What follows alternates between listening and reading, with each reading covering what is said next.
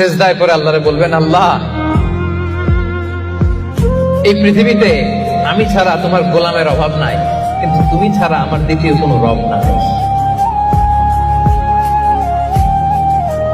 চোখের পানি ছেড়ে আল্লাহরে ডেকে বলেন, আল্লাহ এই জমিনে আমি ছাড়া তোমার গোলামের কোনো অভাব নাই, কিন্তু তুমি ছাড়া দ্বিতীয় কোনো রব আমার নাই, তুমি ছাড়া দ্বিতীয় কোনো জায়গায় চাওয়ার সুযোগ আমার নাই।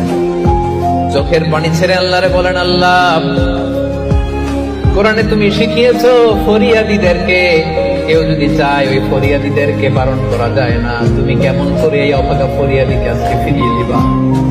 চোখের পানি ছেড়ে আল্লাহর কাছে চান, সব তিনি দিয়ে দিতে পারেন। চিল্লায় বলেন ঠিক কিনা?